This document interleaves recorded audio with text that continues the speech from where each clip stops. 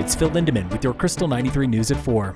The countdown is on to showtime at the International Snow Sculpture Championships in Breck. Teams representing 11 countries and 4 continents are gathering right now at the Riverwalk Center. Starting 10 a.m. tomorrow, they will not stop carving for 96 hours straight. We will cut all the cube into Lego bricks, disassemble and reassemble. Building a mountain man coming down the river in a canoe. Going to be something epic like we always do. It's called gaucho, and it's similar your cowboy. It's a very important part of our history. Carving the block art is Team Lithuania. They will be doing it with an untested prototype, the human-powered chainsaw. We are trying to mimic a power tool, but because electricity is forbidden, so we use our muscle power and using gravity as well, all the natural powers. That was Lithuania's Tomas. No one's quite sure if it'll work. There will be an evolution in snow sculpting. We'll see tomorrow, I think. Who knows? But they did not bring that saw 5,300 miles to let it sit there. Tonight we'll go to church to pray that everything could go well. Team Breck captain Keith Martin has been carving snow for about 15 years now, and he's got the toolkit to prove it. We use everything from ice augers to pickaxes to sharpened shovels. I find a lot of artists being more interested in going through each other's toolboxes than looking at each other's snow sculptures. We're really interested in how they made the V design or the channel or the hole. Team Argentina captain Ignacio, aka Nacho, is taking a break from his day job as a computer programmer. This will be his 5th season carving. And this time he promises himself he will not pull an overnighter on Tuesday like he has before. The entire night you are exhausted, frozen. You ask why I'm doing this here.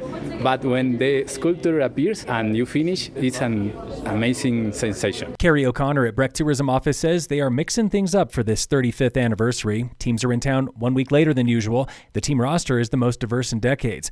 And then there's the viewing schedule. The event runs January 24th to February 3rd.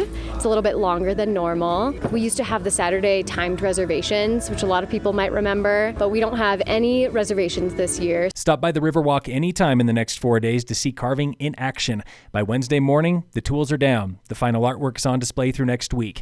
And the carvers? Tomas with Team Lithuania sums it up. Drink beer and use some medicine. First Chair Friday, skip the lift lines today for coffee shops. We want to know, what's the coolest thing you ever built with snow? Anne remembers the Minneapolis Halloween blizzard of 1991. I think 27, 28 inches of snow in 2 days, which was unusual for us. And we made a big alligator in our front yard and spray painted it green. David remembers stacking snow blocks in West Virginia. An igloo with my dad probably like 8 years ago, and it was awesome. It was like a real full-on igloo. It was great. Our friends from Hawaii, they haven't made a snowman in years, but 2 people from Louisiana remember big recent snowstorms down south. Here's Dakota, now driving for Breck Freeride. We rarely get snow, but when we get enough to make a little snowman, we'll put little hats on them and stuff. So Madeline, she once went sledding in Georgia. We did in like 2016, and my friends and I took our boogie boards out on the golf course and we went sledding. Juliana, she's from Brazil, making a pit stop in Breck before moving to Park City. What I like to do best is sledding with the kids. Local avalanche danger will be changing this weekend with fresh snow across the county by Sunday morning. The Vail area could see a little bit more than us. On the low end, forecasts are calling for 4 to 5 inches. Check your forecast daily before heading out. In local entertainment news, opening tonight at the Eclipse in Breck is Hamnet, the film adaptation of a 2020 book loosely inspired by Shakespeare himself. It shows at 4 and 7 all weekend at the Eclipse.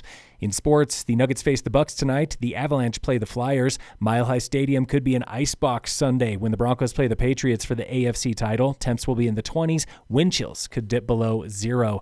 Tomorrow in Kitzbühel, Austria, World Cup men are racing downhill. World Cup women have giant slalom in the Czech Republic. And in local sports, Tigers hockey plays Durango on the road tonight. The Tigers will stick around Durango for another game tomorrow. Boys and girls basketball head off to Salida. The Summit High Nordic ski team, they have a classic race in Steamboat, weather pending. And tonight at the Steve in Breck, it's game 1 of a 2-game homestand. Breckenridge Vipers host the Mansfield Barracuda. Phil Lindemann, Krystal 93 News.